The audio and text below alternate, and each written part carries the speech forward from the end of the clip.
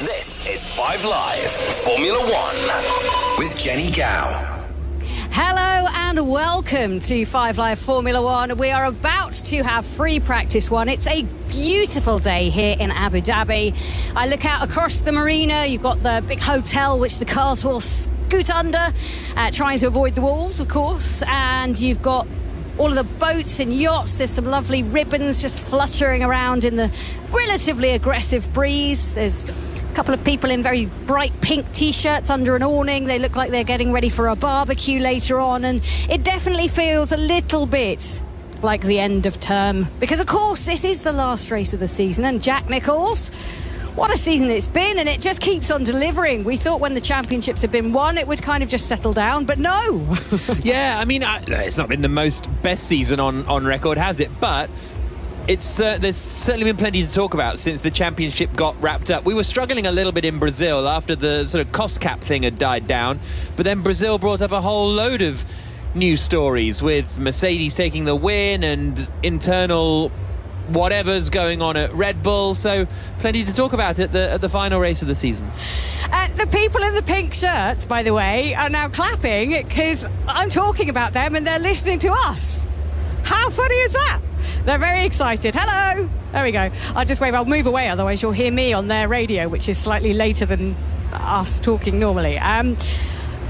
Yes. Right next to you, we have the legend that is John Watson. John, what have you made of this season? We haven't spoken to you this year, really, on the air. Well, Jenny, good morning. It's been first of all, where has the season gone?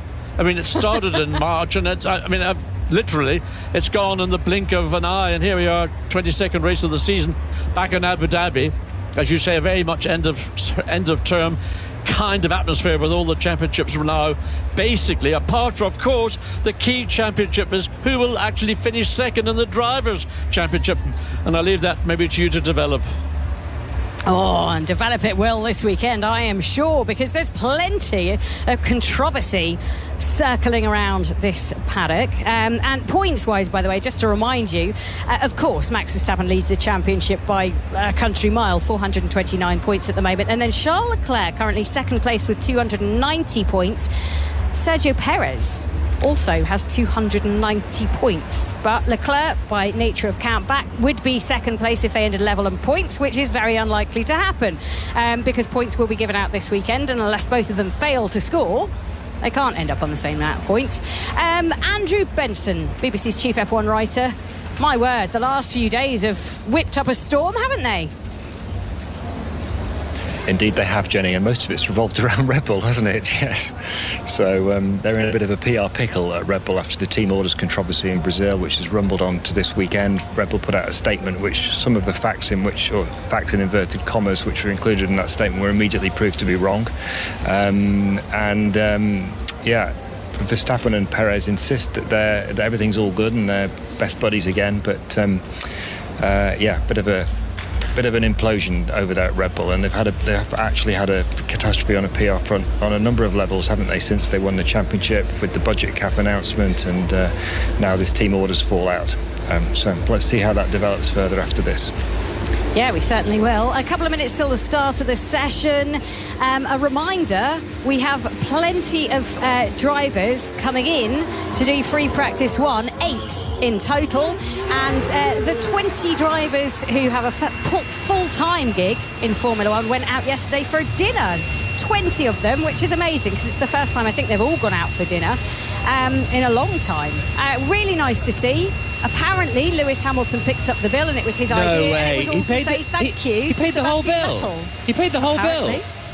Wow. I love the way that you're so surprised. You always pick up the bill for all of us when we go out. Oh, what? It's what you do. It's what he does, clearly. Well, you know what? That's the only scenario in which Lewis Hamilton and I are similar. You're not wrong there. 8 drivers. Jack, do you want to run us through who's in, who's out? Yes. So we have got Pato O'Ward, he is going to be in the McLaren instead of Lando Norris. Liam Lawson's in for Max Verstappen at Red Bull. Jack Doohan's in at Alpine instead of Alonso. Robert Schwartzman's in at Ferrari instead of Carlos Sainz. Pietro Fittipaldi's in for Schumacher at Haas. Felipe Drugovich is in for Aston Martin in place of Lance Stroll. Robert Kubica is in for Joe at Alfa Romeo. And Logan Sargent is in for Nicholas Latifi at Williams. The session is underway. For those of you wanting to sync up with the television, we've got 59 minutes and 53, 52, 51, 50 seconds remaining, and everybody heading out onto the circuit. Straight out goes Felipe Drugovich in the Aston Martin as the current Formula 2 champion. Even with racing to come this weekend, he's won the championship already and getting his first weekend taste of action out there. And I've quite liked this rule, John, of you have to do so much young driver running in sessions. And okay, quite a lot of them have saved their last ones to the last minute, but it's nice to see young drivers getting a bit of an opportunity. Well, because the way Formula 1 has changed over the decades now, the amount of track testing teams used to be involved in is now gone. You've got very limited amount of track time available. So how do the youngsters that are coming along get the opportunity to get behind the wheel, apart from doing the sim work, to get experience of driving a Grand Prix car? And by having these various sessions throughout the season, culminating here in Abu Dhabi with 8 young drivers, all with dreams, aspirations to find a permanent seat in Formula 1. Well, that in itself is not going to be easy, but there will be maybe 1 or 2 of them might find their way in sooner than later. Hashtag BBC F1 on Twitter and f1@bbc.co.uk on email if you have any comments, which I'm sure you do, or any questions for John Watson, then do get in touch as well. For any of our younger listeners, 5 times Grand Prix winner John Watson, including the 1981 British Grand Prix. Felipe Drugovich looks like he's doing is it him or Vettel? One of them has got a big aero rake on the rear left of the car and look like they're doing a sort of straight line speed test. I think it must be Vettel, because Drugovich is coming through the final corner now and looks as though he's carrying on his way. Here's Pato O'Ward on the radio. Something's going on with the car. Okay, understood, stand by.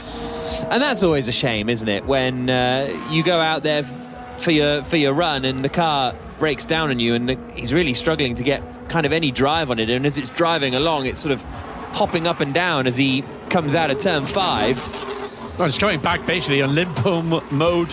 So very disappointing for Pato O'Ward, who I know was so excited about getting into the car to do actually a full-on practice session in a Grand Prix car. He'd been promised it. Listen to what it says. Pato, we will need to box this lap. We need to box this lap. Yeah, copy, box.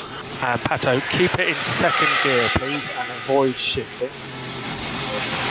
So 2nd gear and avoid shifting. Sounds hydraulic to me, but there's Zach Brown standing on the pit wall waiting for his young protege. He signed a number of young American IndyCar drivers up. A bit of confusion as to who was the priority.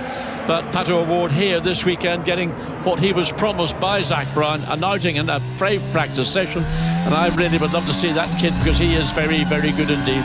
Yeah, quite a lot of exciting young talent in IndyCar, isn't there? Liam Lawson in the Red Bull coming over the start-finish line and down in towards turn 1.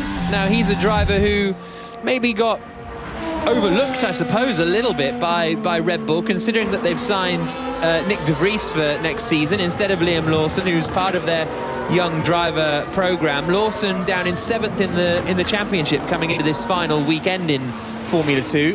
One in Jeddah, Paul Ricard and Spa, so he's got some wins on the board, but sort of hasn't really had the overall consistency this year. So maybe another season in F2, then maybe he can make the step of into AlphaTauri. We'll wait and see. But that Red Bull Young Driver program a little bit more sparse than it has been over the last few years. Maybe not doing the ideal place. A lot of young drivers have had very poor experiences in that Red Bull program based on the history, but certainly Liam Lawson currently goes see purple in sector 2. That's the middle sector here in Abu Dhabi. But what a responsibility to be behind the wheel of the car that will be driven later this afternoon and tomorrow and on Sunday by the new 2-time world champion Max Verstappen, who is a bit of a shrinking violet right now because he's been very quiet, not saying anything about all these terrible stories that have been culminating around what happened in Brazil. Yeah, absolutely. We'll get on to the whole Red Bull fallout a little later, I'm sure about that. Lawson coming out of the final corner and across the line, and it's the other Red Bull, Perez, that goes to the top of the times on a 1 minute 28.926. He's half a second quicker than Esteban Ocon. They are both on the soft tyres. Lawson's gone out on the hard compound of tyres. Charles Leclerc is fourth, also on the soft tyres, and Bottas is fifth on the mediums. Hamilton is sixth at the moment on the hard tyres as he comes through the middle sector. So comes into that left-hander now at the far end of the circuit at turn 5 for Liam Lawson, and then heads down the back straight. So O'Ward is still not back in the pits at the moment. It's taking him so long to get around the lap because he's in that sort of limp home mode. Daniel Ricciardo is back in the pits, having done a couple of install laps, and the same is true of Robert Kubica. So and Drugovic has just left the pits again in the Aston Martin. So well, let's go for it. Hashtag BBC F1, let us know your thoughts as well. But the Verstappen-Perez incident in Brazil, it was only that one radio message that was right at the end of the race where Verstappen came on and said, you shouldn't have asked me to do that. You know my answer from last time. Without that radio message, I don't think much there would have been a bit of, oh, maybe Verstappen should have let the play, but we wouldn't have known all of the the sort of, not animosity, but the frustration that was feeling within the team at that point if it hadn't been for that just one radio message. To me, it was a very ugly way to summarise the situation. When you're a Grand Prix driver in a team in Red Bull in this instance, part of your responsibility is to be a team player. And the manner in which that response from Verstappen came across the radio was, I felt, very poor indeed from the newly crowned world champion. If there was an issue which Max Verstappen might have had with Sergio Perez, possibly going back to Monaco, that is an issue should have been resolved within the team post-Monaco, not let it drag on for another 10 or so races to the Brazil Grand Prix, where then when he's asked to assist his own teammate, and that teammate's assisted Max Verstappen over 2 seasons, to say, no, I've got my reasons, you know those reasons, don't ask me to do it again. Excuse me, Max Verstappen, and I'll leave it there. Andrew, I don't even know where to start really, but it is true. Like if Verstappen had just waited and not had that sort of radio outburst on the in-lap and had it behind closed doors, there wouldn't be a case to answer, right? Well, it depends on how much of the radio messages were transmitted, because obviously before that there were also messages about could he let Perez by, and then of course he didn't let Perez by, so there would still have been questions about that. So I think but the questions could have been palmed away a little more easily in terms of, oh, he was too far ahead, or it was risky because he was in the same way Ferrari, kind of palmed all that off quite straightforwardly, right? Yeah, I guess you're right. So, and obviously Verstappen feels very strongly about the issue. So let's just be clear about the facts here. Verstappen believes that in Monaco qualifying on the last runs, Perez crashed deliberately at Portier, the entrance to the tunnel. What that crash did was it secured Perez third place on the grid ahead of Verstappen. And if we remember the championship situation back then, Perez had a good start to the season, and he was looking like he might have a chance of battling for the championship with Verstappen and Charles Leclerc of Ferrari at the time. So Verstappen is convinced that Perez did do that. I'm told that Perez has admitted that he did that to Christian Horner and Helmut Marko, although when we asked him in a press conference yesterday, he described that information as wrong. But several sources within Red Bull say it's not wrong, that it's completely true. What's even more interesting, I think, is that after Brazil, Red Bull put out a statement saying that what all their communications were with the drivers have sat down now after the race, they've discussed it, everything that happened, and they've cleared the air. Actually, according to Perez, in Brazil, they only discussed what happened in Brazil, and they've still not talked about Monaco, which I find quite extraordinary. And it's very clear that although they say that everything's resolved, Verstappen's still unhappy about what he believes Perez did in Monaco.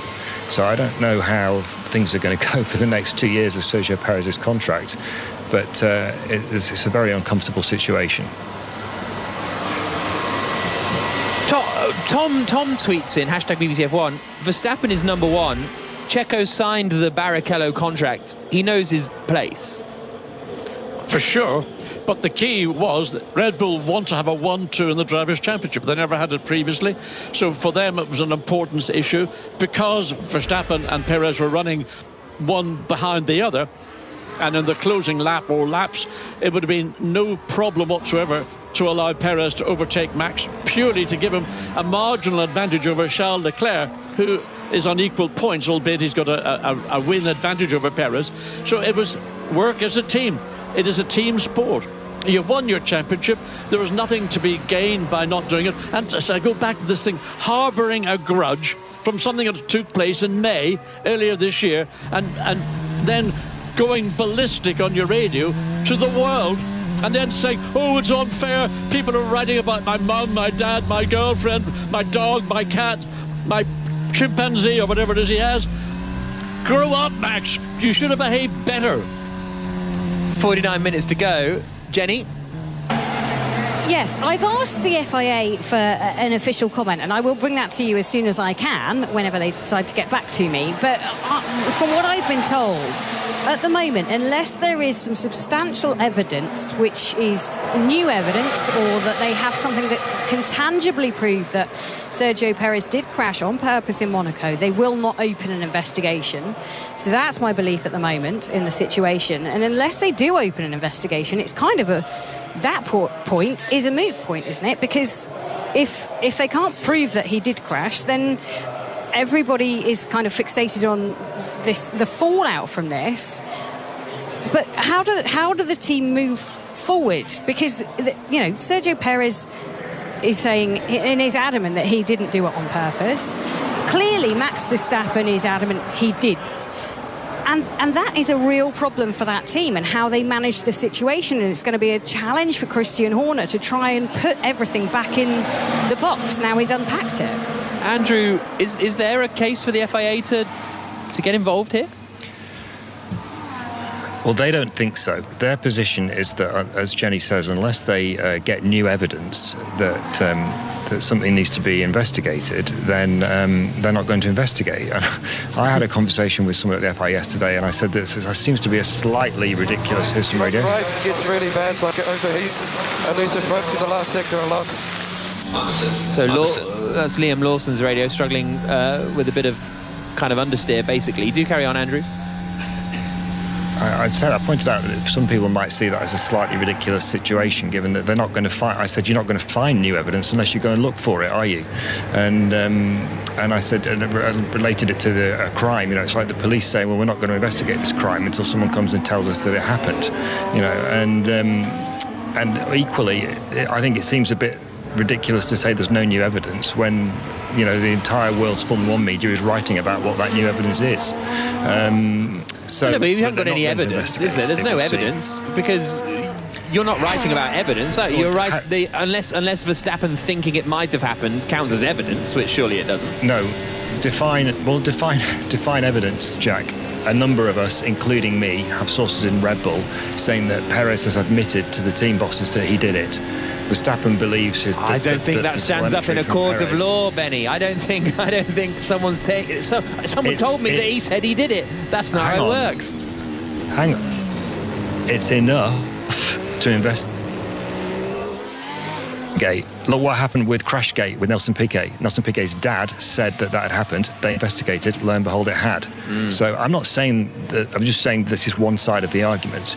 But I just think the position that they've got no evidence, they've got no reason to look any further into it it doesn't really stack up. But they don't seem to have any appetite to do that. And of course, the last thing Red Bull are going to do is give the FIA Perez's telemetry. And of course, FIA is saying, well, we've already got Perez's telemetry. If we'd seen anything untoward, then we would have investigated at the time. But I'm told from within Red Bull that what that telemetry shows is that he turned into the corner and stabbed the throttle, so he lost control of the car.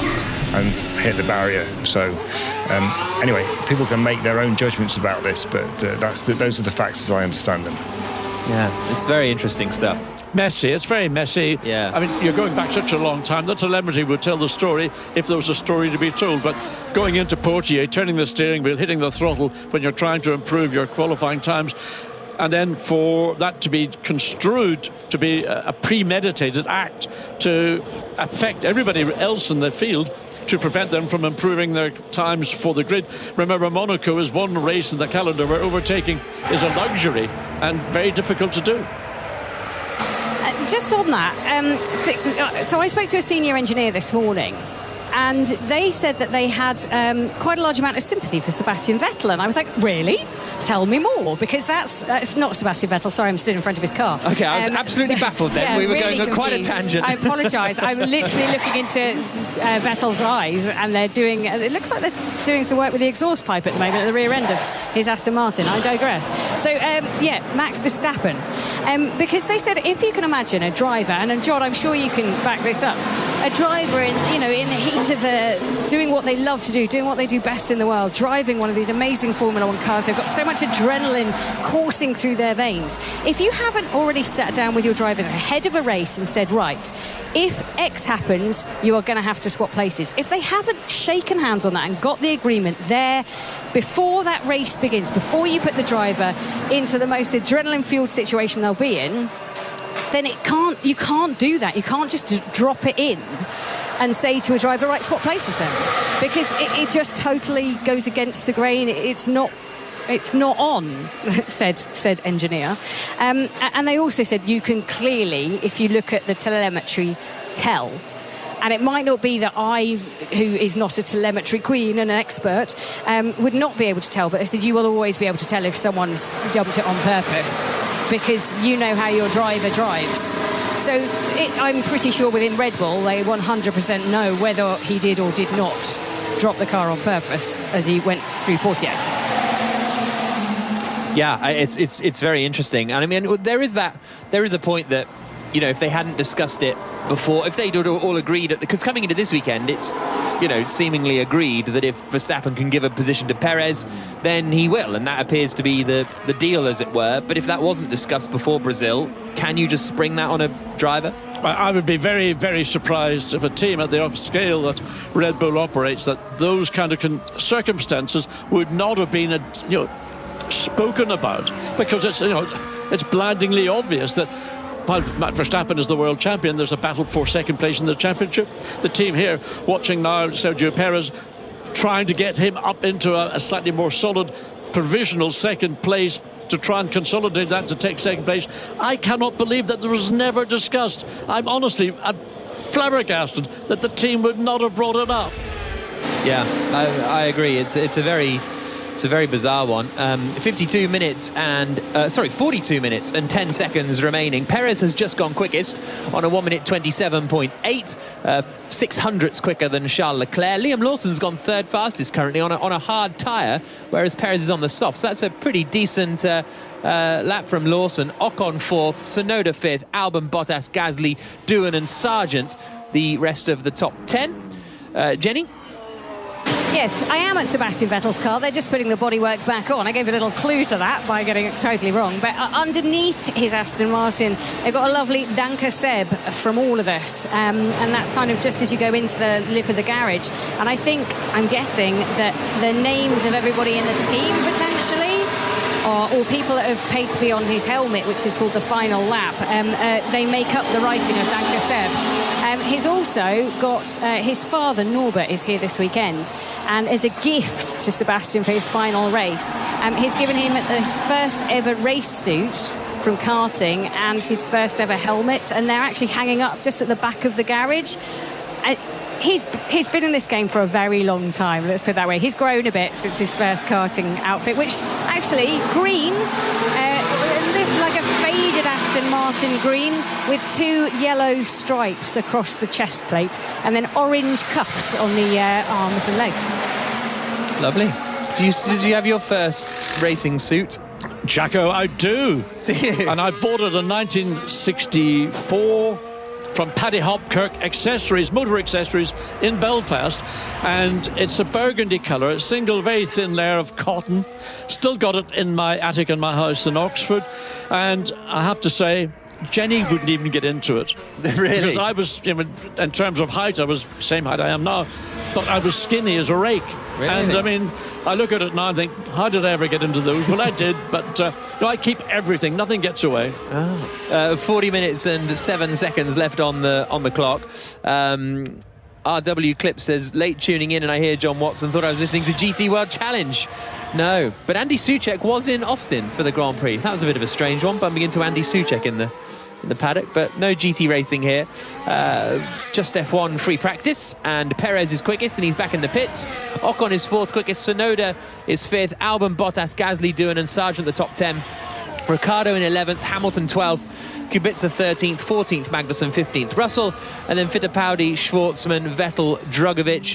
Pato O'Ward's back out on circuit, so that is good news for the McLaren driver. Absolutely, just got a quick glimpse of the two McLarens coming down, exiting out of turn 5 onto the first of these two long straights here in Abu Dhabi. Both have got DRS zones on them. And that long straight, actually, if they deleted the chicane in the middle of them, it'd be wonderful to see, really. It would probably be the longest straight of any Grand Prix circuit, getting up to over 200 plus miles an hour. But anyway, we've got the chicane overtaking opportunities on a circuit which has always been a tricky overtaking circuit. And in spite of the changes that were introduced in 2021, down at the exit of turn 4 into now 5, and then at the end of the second of those two straights into turn 9, still a tough circuit to find a way around a competitive car. Yeah, did seem a little better last year at times, didn't it? It certainly seems a bit more flowing now. Liam Lawson, he's forgotten where his pit box is. Here's his radio. Can we push? Sorry, I'm used to driving further down. So he's not used to having the first pit box, Liam Lawson. No, it's understandable. You come into the pit lane and there you are. There's Red Bull. You're thinking maybe in your Formula 2 days, or maybe Formula 2 this weekend, he might be further down the pit lane. So that's all part of a learning process as we look. Pato O'Ward now running at race speed, coming down into the chicane. So look forward to seeing what this young Mexican driver is going to deliver, because it's not going to be measured against Danny Ricciardo, who is out on track, but measured against Lando Norris, who will be the incumbent driver in the McLaren team next year. Yeah, Ricciardo 13th quickest at the moment. Speaking of incumbent drivers next year, Logan Sargent, Jenny, 9 laps on the board. Yes, I'm just in front of his number 45 Williams at the moment, Jack Aitken, who was on the podcast yesterday with us, lurking at the back of the garage and trying not to fall asleep. If you heard him yesterday, you'll know what that's talking about. But Sargent very much in the car and is hoping for another clean run out there today. So for each practice session that he does, if he keeps it clean, does a certain amount of kilometres, then he gets himself an extra point on the FIA system. And that could be crucial, because he is in at Williams next year as long as he gets enough FIA licence points to be able to do that. Now, he's currently 3rd in F2, which would mean that he did get enough, or he would get enough points to secure his place at Williams next year, as he just sets off with the Star-Spangled Banner wrapped around his racing helmet. He's on a new set of soft tyres, goes down to the pit tunnel under the circuit, and then will emerge on the other side.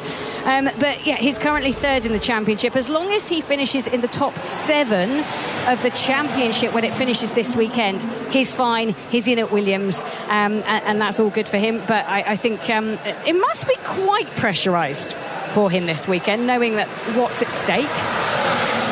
Yeah, but I think because it's such a literal thing as well. I think if you're going into a season finale and you've got to win the championship, just sort of to win the but you know that you've got to finish in this position, or you don't get your F1 drive. It's a tricky one, but you don't need to be a hero in order to achieve it. It's a tricky balancing act, I think.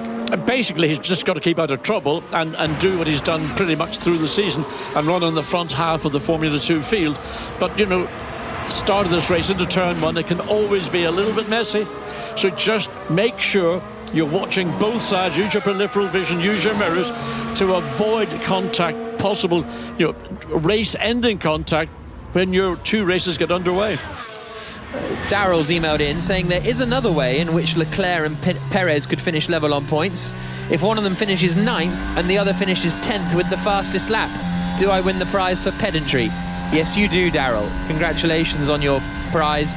Thank you, Amit, for the end of season thanks for the year. And apparently earlier in the season I said that people like Amit can be annoying, and so I apologise for that, Amit. I meant it very tongue-in-cheek. You're always more than welcome to get in contact, so sorry about that. But yeah, hashtag BBC F1 or f1@bbc.co.uk. Very good point made by having fastest lap and finishing 9th and 10th. But if they were in equal points, there would still be a count back, I believe, on who had the most race victories, which would therefore give second place to Charles Leclerc, I believe. But I'm willing to be proven wrong. No, absolutely correct. Perez quickest at the moment on a 1 minute 27.8, 600ths ahead of the aforementioned Leclerc.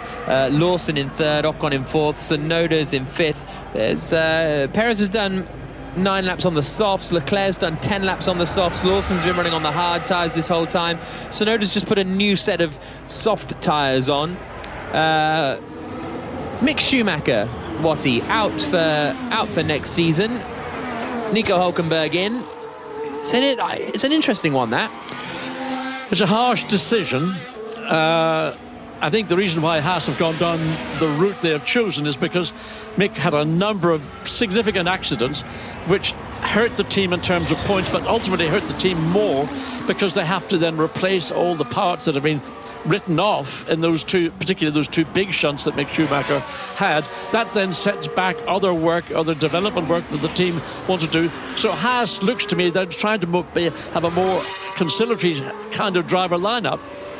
I mean, I think the choice that they've gone down, the way they've gone down next year, is a very solid way of representing your team, looking to pick up points to improve your overall position in the Manufacturers' Championship. But whether Nico Hülkenberg is going to be the real deal, who will ignite even more out of, let's say, Kevin Magnussen or not, we have to wait and see. But it's a harsh judgment, I think, on Mick Schumacher. Yeah, I think middle of the... And Jenny mentioned earlier on the podcast, Checker Flag podcast, available on BBC Sounds or wherever you get your podcasts. There's also, on the Checker Flag feed, there is a kind of teaser episode about the Spygate scandal that Pete Tong has done, which has little appearances, I think, from the BBC's Andrew Benson and the like, so you can listen to that.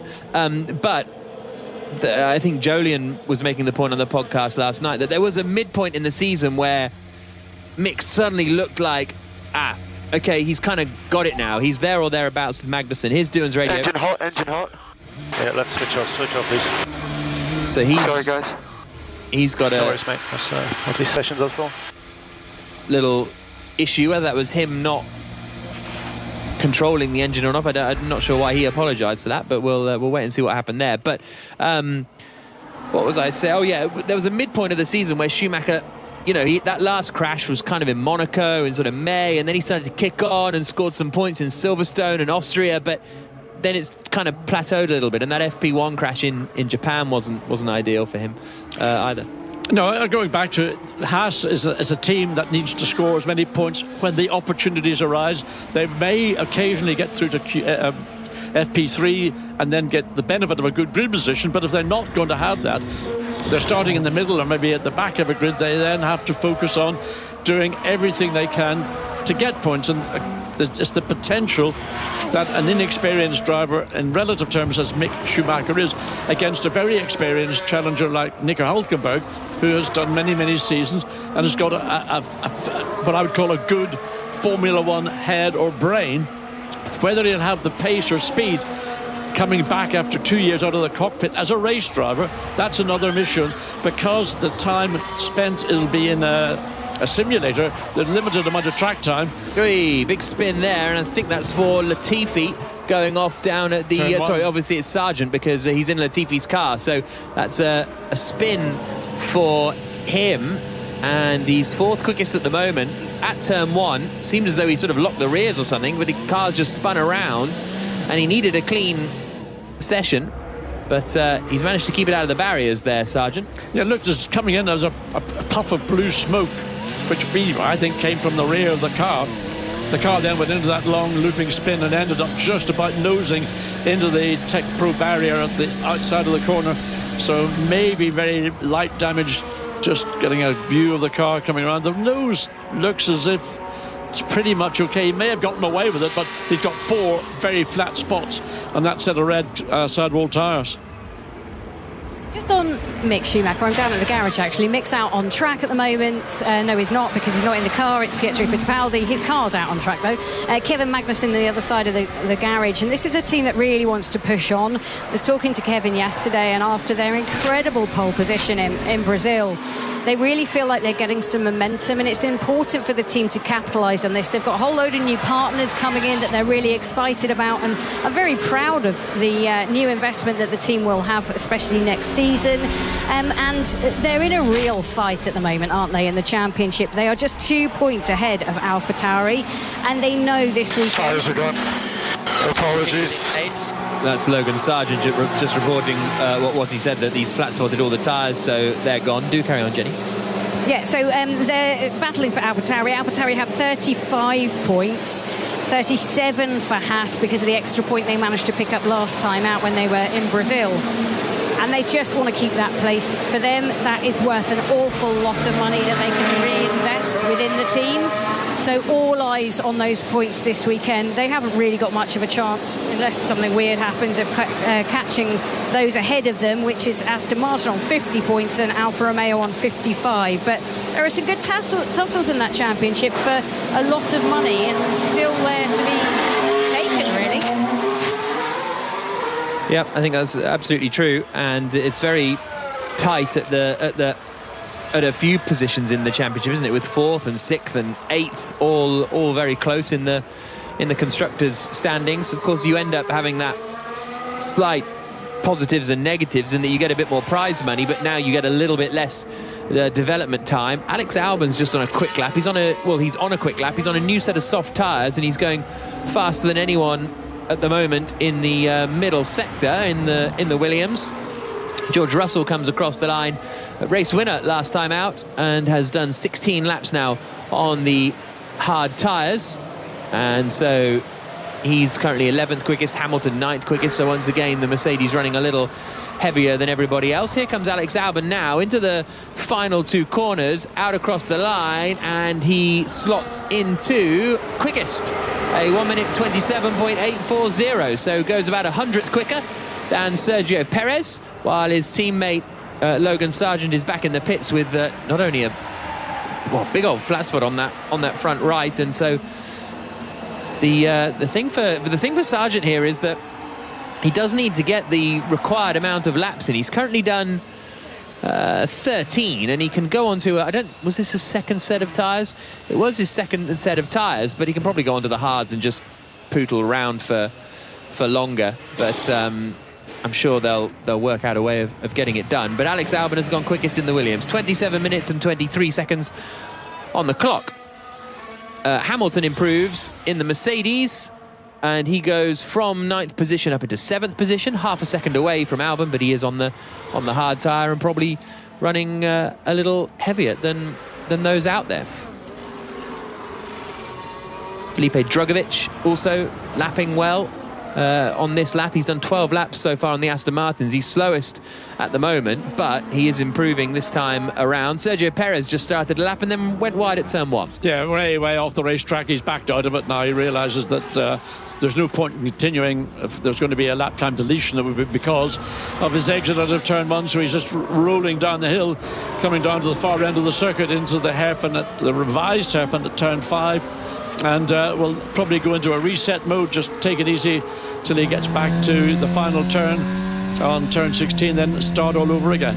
Tell you what, Sargent's not done a bad lap time actually on those soft tyres. Before he spun, he's 6th quickest and only a quarter of a second away from Alex Albon on the same tyres. So that's a pretty decent run for Sargent. Ocon has just jumped up into 3rd place in the Alpine. He too on the soft tyre, but I don't think we're going to get a huge amount of comparable running because at the moment Albon, Perez, Ocon and Leclerc all separated by less than 0.08 of a second, but 2 of those lap times I think Perez was on the soft actually, so was Leclerc. So Schwartzman now out on circuit in the Ferrari. He didn't get a proper run at it last time he was out on track, Robert Schwartzman, in the I don't think he got a soft tyre run in the end. Tsunoda's improving on this lap, but it's going to be quite difficult, I think, to read too much into this. It was good, though, at the last race to see Mercedes back in the fight, just from a competitive picture point of view heading into next season. I think the nature and layout of Interlagos played to the strengths that Mercedes have been evolving and developing over the course of the season.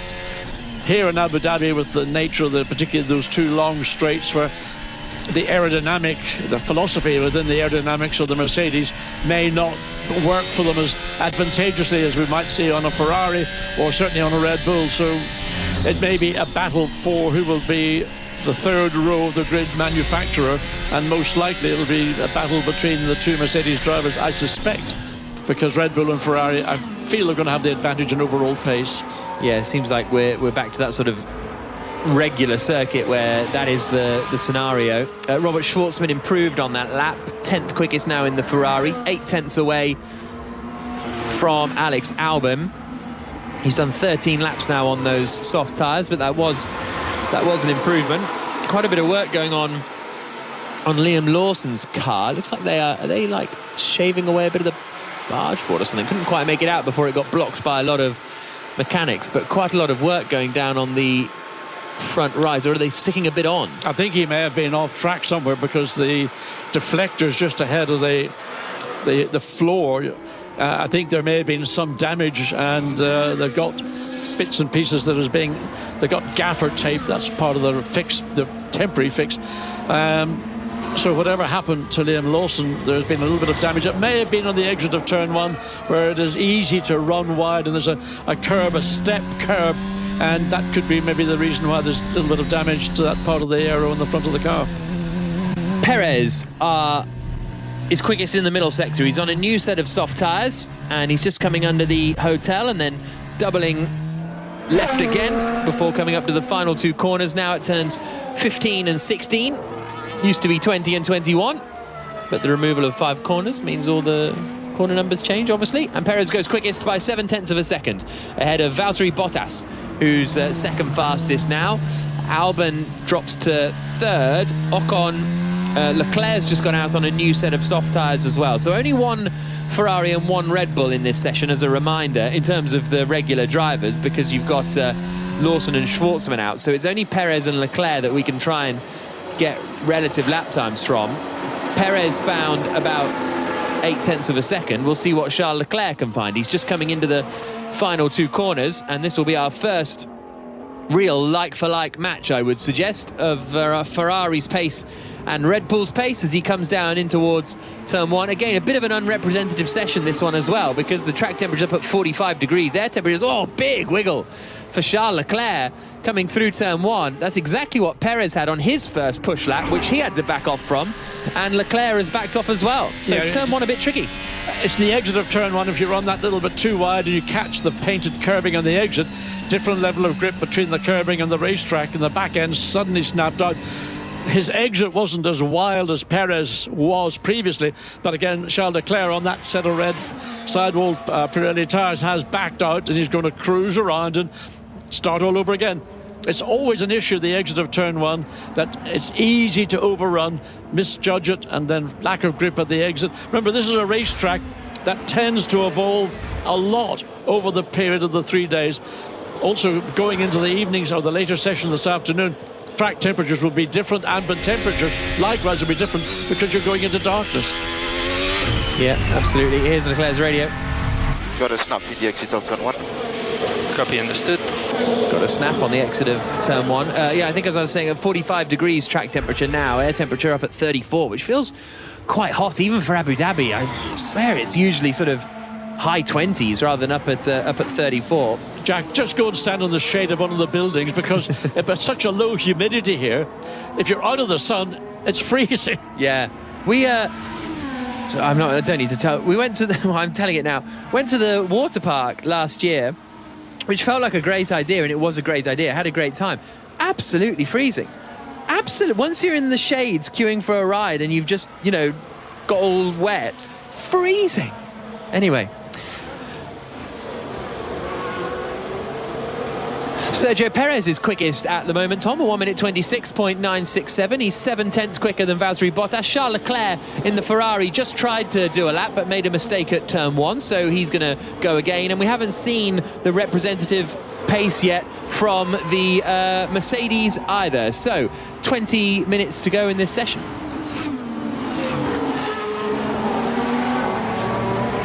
So 20 minutes to go, and Perez quickest, Bottas second, Albon third, Ocon fourth, Leclerc fifth. Jenny Gow. Yeah, I've just made my way up to the number 28 car, and you're going, 28? Who's that? It's Pato O'Ward, who's in for Lando Norris at McLaren. Lando just kind of leaning up against the gantry in the middle where the engineers all stand. He's got his camera just wrapped around his hand, and he's watching the screens, just taking it all in, sitting out this session so O'Ward can have a go. And I have to tell you, O'Ward had an almighty lock-up when he was out there, because he's come back, and the medium tyres that he was on, the flat spot was down to the canvas on both sides, so that was a costly mistake, I think, from O'Ward. And we were also waiting to see if who was trying to get out. So Logan Sargent could try and get out again. The not Williams team, is it at all? Yes, it is. Williams have had a look at the car. Sorry, 8 replacements of drivers today, and it looked okay, and they were going to try and put him on the hard tyres to send him back out. He needs to do 100 kilometres today to get another point for his super licence. Yeah, okay, well, I'll do that math now quickly. Leclerc is improving. He's coming through the final 2 corners now. He's done the fastest first sector of anyone, slower than Perez in the middle sector, but he goes to the top of the times, albeit still by less than 1/10 of a second, just 800ths Leclerc ahead of Perez. Yeah, purple sector's first and third sector, middle sector personal best, but that little fraction of a second away from Sergio Perez, but overall quickest by 79 thousandths of a second. So bit by bit, teams are beginning to, well, the track is coming to the teams more than the teams coming to the track, and the track evolution, as I mentioned a moment ago, is a big factor here. Looking further down the field, Lewis Hamilton cruises around, again just looking for a clear spot on a set of red sidewall tyres, so this could be an opportunity for Lewis Hamilton to put himself a little bit further up than his current 11th quickest time overall. Yes, he's just left the pits on those softs, so we'll see what he can do.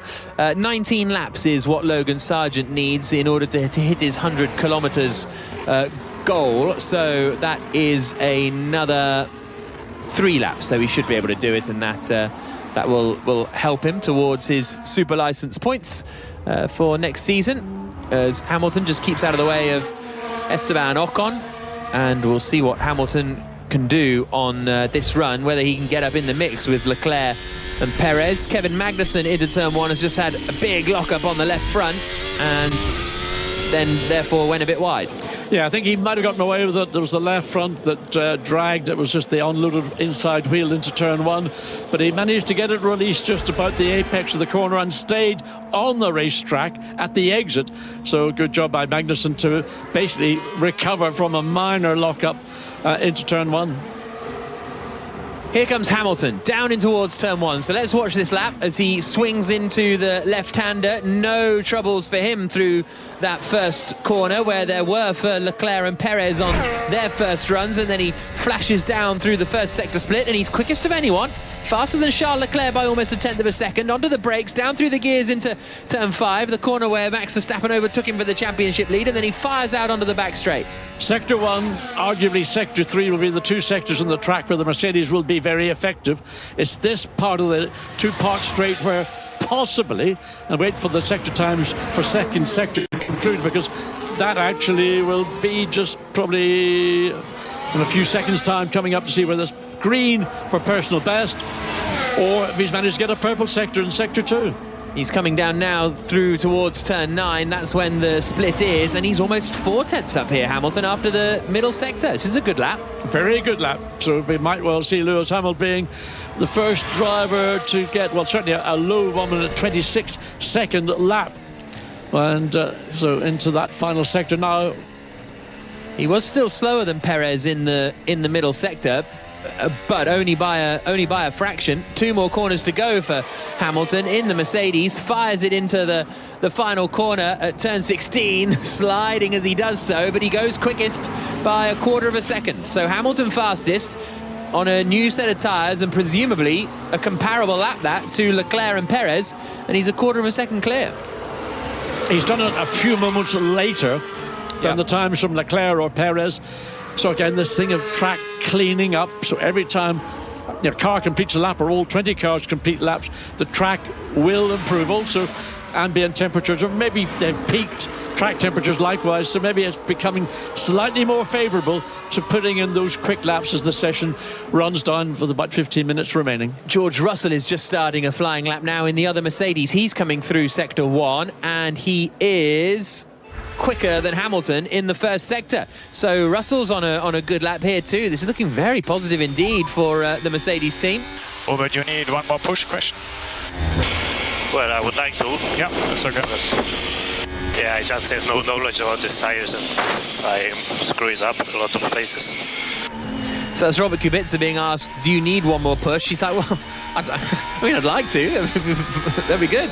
Yeah, just watching Jack Doohan coming on, and a big, I mean, if it was a drifting competitor, that would get high marks. That was a pretty impressive exit. Yeah, that was the final corner for Jack Doohan, where he had a big old slide. Russell through the middle sector is slower than Perez and Hamilton, but he's still on for a personal best here, Russell, but he's down in 16th position. But it's whether he can get up and beat Hamilton. He's into the final sector now as he turns right at turns 12 and 13, and then left at 14, and then the final quick right-handers at 15, slowing down into 16 and then out across the line, and Russell goes second fastest. So quicker than Leclerc, slower than Hamilton by 0.2 of a second. But Mercedes looking like it's free practice 1, but positive. Jack, I may have to revise my prediction that the Mercedes will be outpaced by Red Bull and Ferrari. Those are two very strong runs from Lewis Hamilton and George Russell. It was very funny yesterday. Lewis Hamilton, the team, generally trying to play down their chances of doing well this weekend, saying, oh, it's not really our kind of a track, we know we're up against it. And George Russell came out saying, well, I don't know why it wouldn't be our kind of track. Look at the car, look at it last time out, look at it the time before, we're doing all right now. So I'm going to bank on the George Russell side of Mercedes and go with they always like to play it down, they don't like to be too confident coming into a race weekend, they play down their chances at any given opportunity, and I think they might, why wouldn't they have a chance this weekend? Certainly against Ferrari. Okay, Red Bull straight line speed still seems to be quite perky, but I don't know how easy it is to look at that car and decide how fast it really is, what its potential can be now. The thing I think, Jenny, is going to be important in qualifying is getting that single clear lap, because if Mercedes can display the pace they're doing right now and translate that into qualifying on Saturday, if they can get grid position, it's always been the history of this racetrack that grid position determines your finishing position. So if you can start in the front row of the grid, there's a good chance one of your two cars might win the race. And likewise, if you're second or third row of the grid, that'll dictate possibly where your finishing position is going to be. Andrew, if I can bring you in on this, if you're available. He's in the media centre, so I never know whether he's there or if he's like gone to get a coffee or something. But Andrew, whenever Mercedes have been quick before, it's kind of felt a little bit mitigating circumstance-y, you know what I mean? Or at least this is why, because this specific thing, or this specific place, or this specific altitude, or this.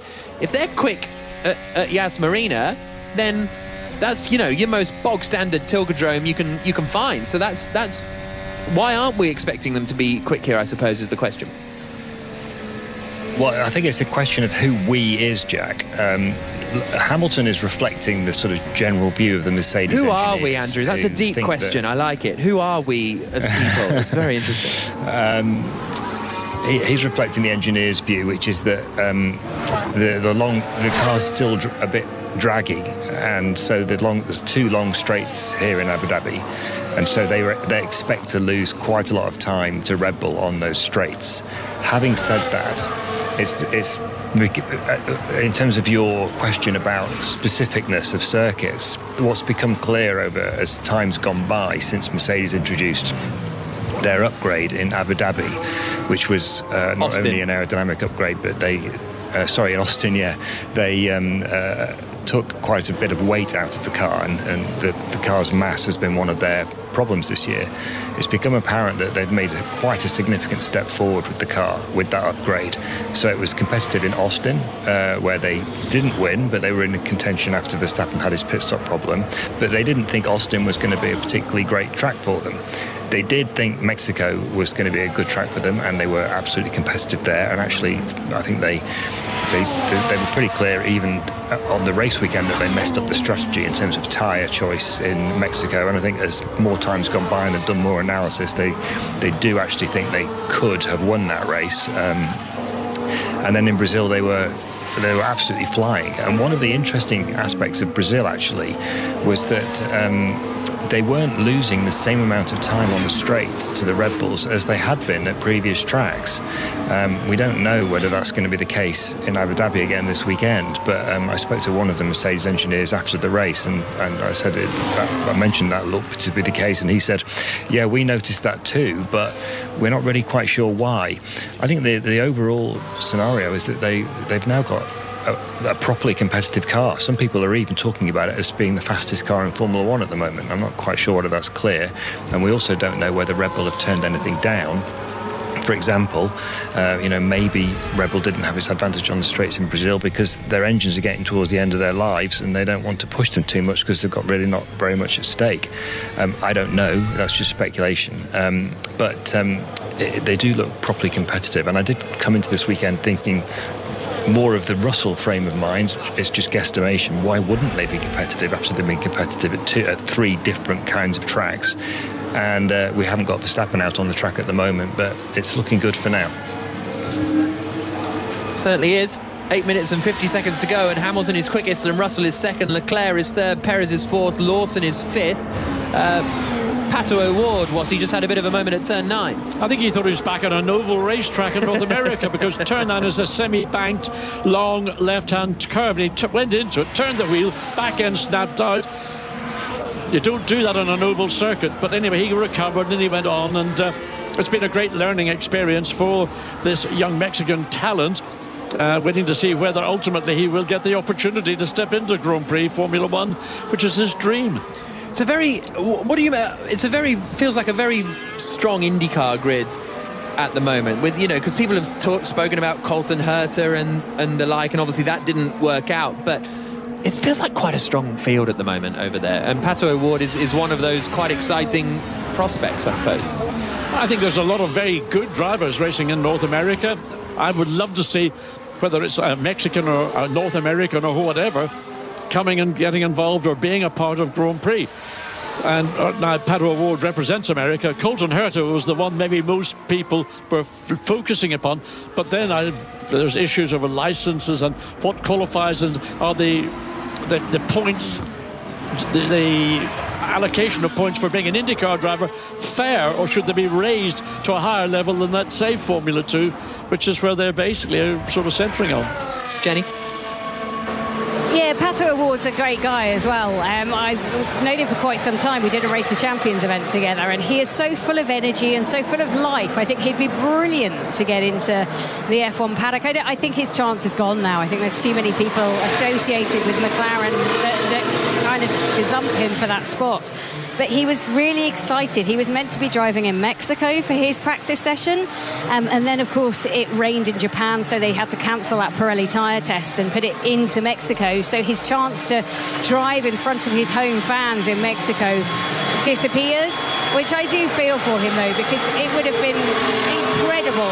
But he is very excited to be in that McLaren this weekend, or for today's session, and to really get an experience of a Formula One car and build up that information in his banks. But also, we mustn't forget, Logan Sargent, American, is coming into Formula One next year, and I think the Americans will love having an American driver, even if it's not the one everybody thought was going to come.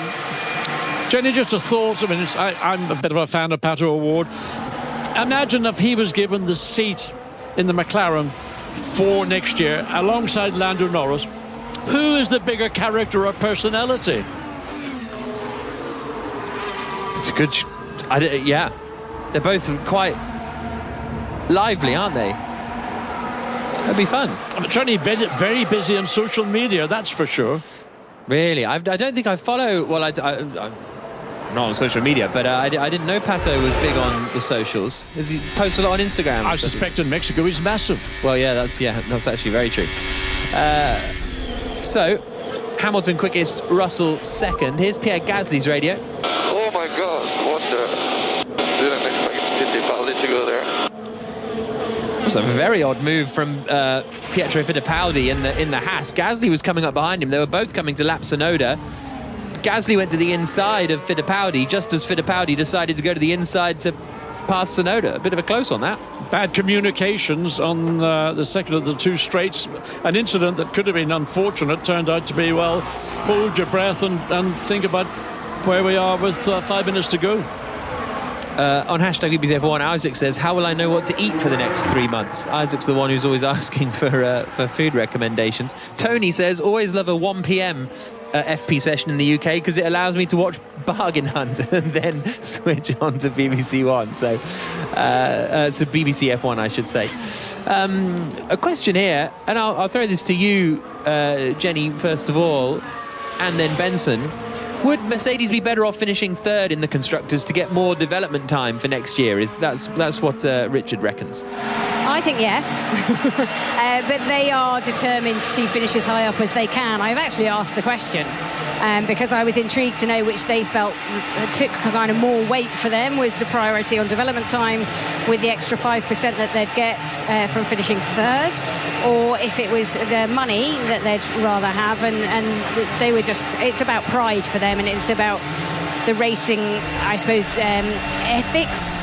For Mercedes, they just want to win races, finish as high up as they can, and they're not worried about kind of the fallout from that. And I know Lewis Hamilton would love to win here this weekend. Obviously, after everything that happened here last year, plus the fact of the Brazil shenanigans again between Hamilton and Verstappen, and Hamilton on this record for winning in every single season of his F1 career, he's still looking for the win this year. And I'm standing in front of the car, the number 44 emblazoned on the front of it in that kind of Dago yellow.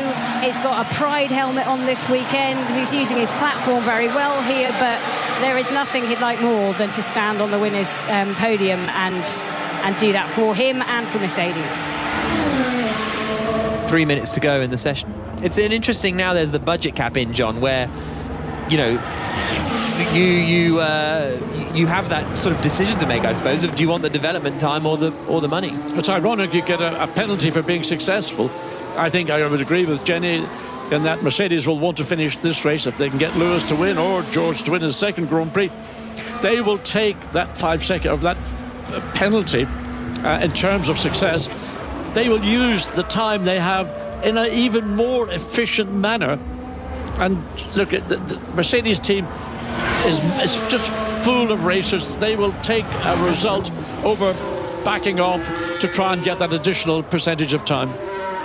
2 minutes and 21 seconds on the clock. Someone else says, love the midday free practice sessions on the Friday. Block out my work calendar with fake meetings so I can tune in. That's a great effort. Through the final corner comes Sergio Perez. He's on a soft tyre now, so he's on his old soft tyre. He's done 9 laps on it, and that was a 31.8, so he's in a longer run period of this at the moment. Vettel's gone up to 6th fastest at the moment. And Schwartzman is 7th fastest.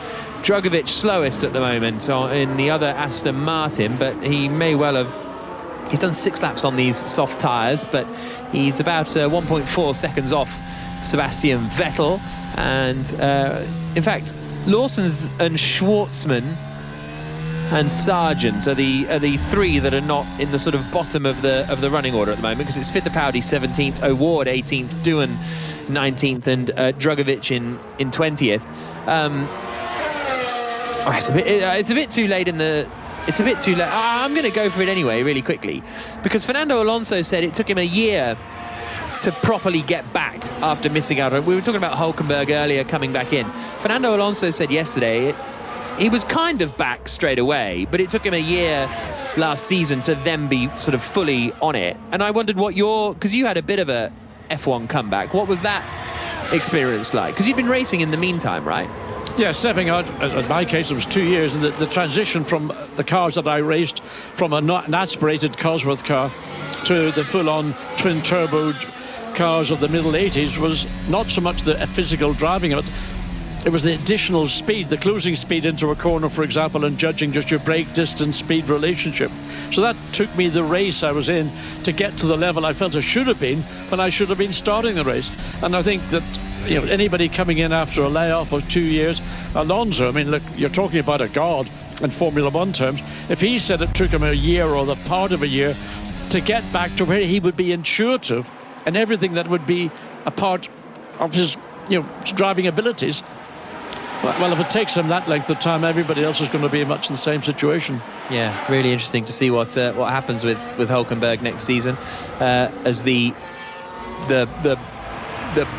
Palmer teammates reunion at Haas happens.